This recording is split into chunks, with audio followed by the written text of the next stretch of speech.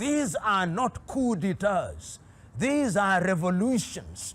They are revolutions because it has become obvious that those who are lackeys of France in the Sahelian region were manipulating the electoral process, were using institutions such as the judiciary for purposes of perpetuating the French agenda. And that these young men from the military came out and said, no, when the people cannot do it through traditional revolution, we are going to do it through the barrel of the gun and use the institution of the military to change the equation. And they have changed the equation. How have they changed the equation? First, they are saying we are cutting political ties with Paris. Secondly, we are cutting economic ties with Paris. We are getting out of any organization which is led by France. We are cutting off the situation that compels us to use currency that is printed in France. We are ensuring that our resources are going to be refined, and they are entering into arrangements with a number of countries, including Russia and China, to begin to build institutions and installations that are going to refine their uranium, refine their gold, so that there is value addition. What is happening in the Sahelian region is, in my submission and in the view of many independent commentators, the beginning of the total liberation not only of those countries but the former French colonies. And it is not lost on me that the leaders of those countries are sending a very clear message.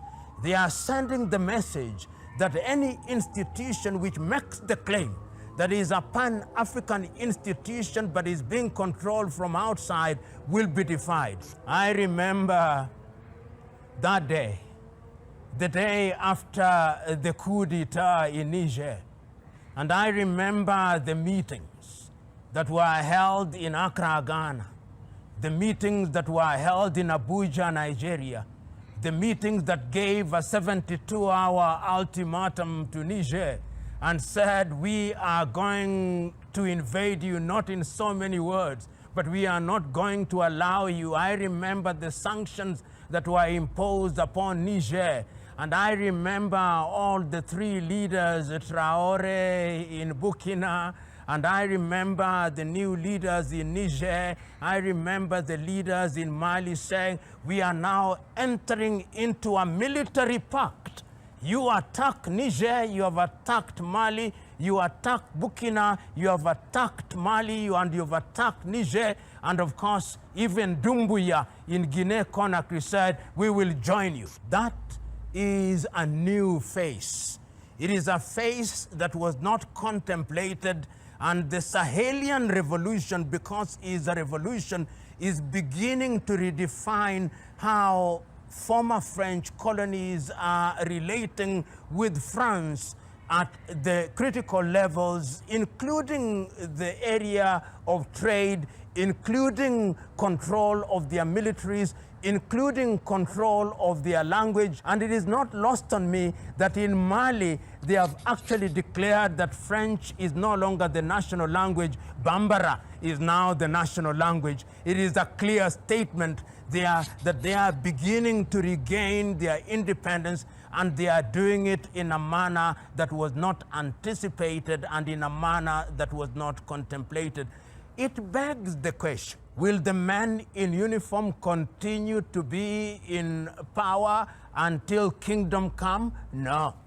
They have said in Burkina, they have said in Niger, they have said in Mali, they have said in Guinea-Conakry, we are midwives. We have come here for a short time to clean up the mess that has been with us. We have come here to clean up the mess that the French have always created.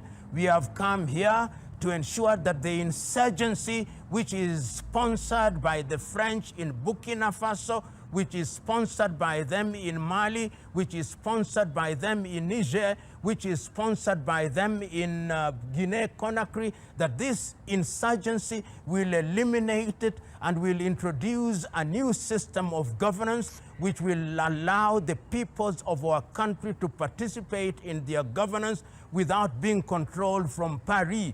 They are saying that we have been puppets for too long.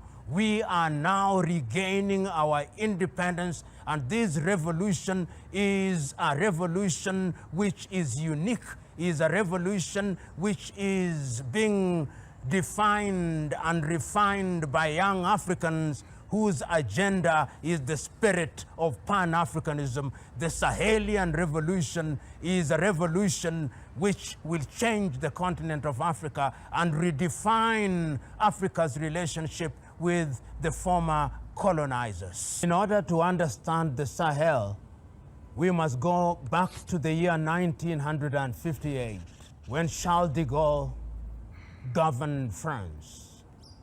And when Charles de Gaulle and his administration took the decision that their former colonies would be granted independence, and asked that they vote no or yes. Yes, to mean that you would regain something called independence, but you would remain under France. No, to mean that the French would run away. Only two countries voted no: Algeria under Ahmed Ben Bella and Guinea under Ahmed Sékou Touré. The rest of the countries remained under the tutelage of France and have remained so, controlled politically and economically, including their currency, the CFA franc. So that recently, in the 21st century, when young men in the military took the decision that they would change things, it was something that shocked the French and shocked the world. Shocked the French because they said, we are now gaining our independence. What we had was not independence. And I listened so very keenly to Doumbouya in Guinea-Conakry. I listened very keenly to Aïta in Niger. I listened very keenly to Traoré in Burkina Faso, and their message was clear. There are those who said within ECOWAS that Mali must not, when we talked about Mali at that time, they said Mali must be expelled from ECOWAS. And they came and they warned that they were going to attack Mali, but the Malians said, no, we are going to protect our newly acquired independence.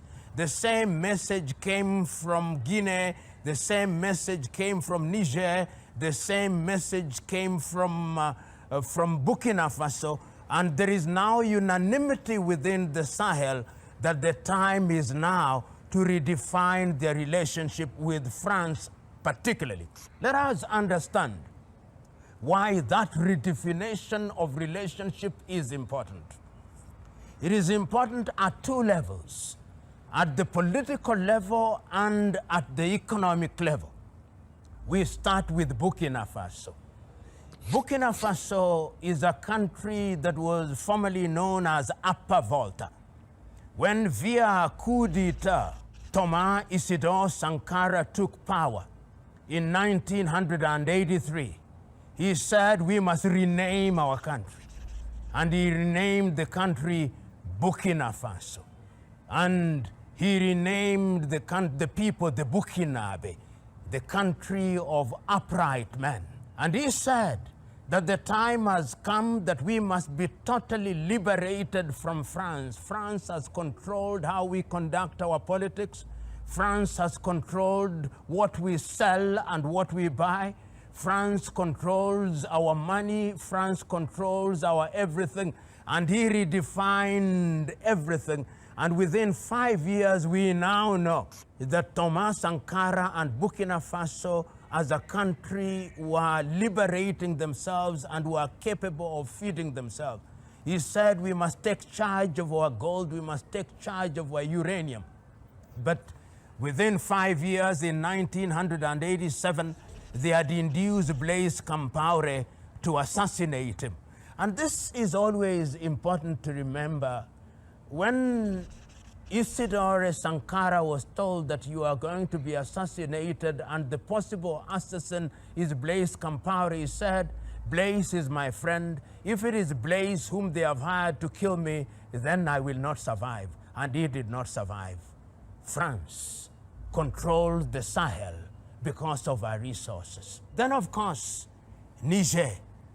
Niger is a country that is known for her uranium. Niger is a country that is known for our resources, and we know for a fact that even some of the nuclear tests that have been undertaken by the French have been undertaken in the deserts of the Sahel region. We know that that particular area is rich in all manner of resources, and the Nigerians took the decision that we are going to change this. When the coup happened, one of the things that was most frustrating was that a decision was taken that Niger must be treated differently, and people don't understand why ECOWAS reacted in the manner that it did. It was uranium. It was the uranium that is not only used in France, but is used in different parts of the world for nuclear facilities. And Niger sits upon uranium that has value that is inestimable. And the idea to ensure that Niger was ostracized from the ECOWAS community was at the behest of the French.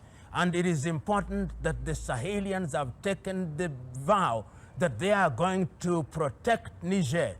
Outside of Niger, we are also aware that the Malian regime with Assimi Goïta, who is the current president, have taken the decision that they are going to ensure that Mali, even with the sponsored insurgency, is going to remain a country that is independent.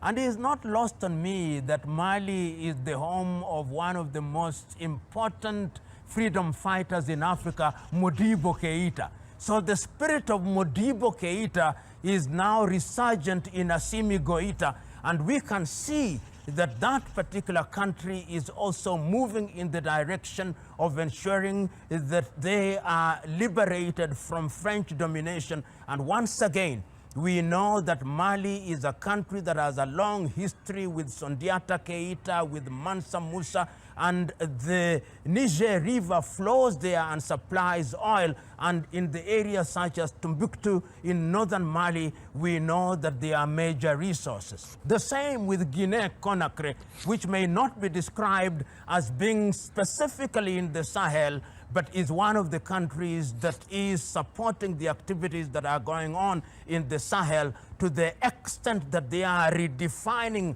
how Europe, particularly France, relates with Africa. Which begs the question, what is new in Sahel? What is happening in the Sahel that is new? Is it a revival of Pan-African spirit? Is it something that is going to change the complexion of that region and by extension change the complexion of the world? Commentators are now saying that while many are quick to characterize the changes in the Sahel as coup d'etats, and therefore against the African Union declaration that Africa will not entertain non-unconstitutional changes of power, Pan-Africanists and those who know how France is operating and has operated say these are not coup d'etats, these are revolutions.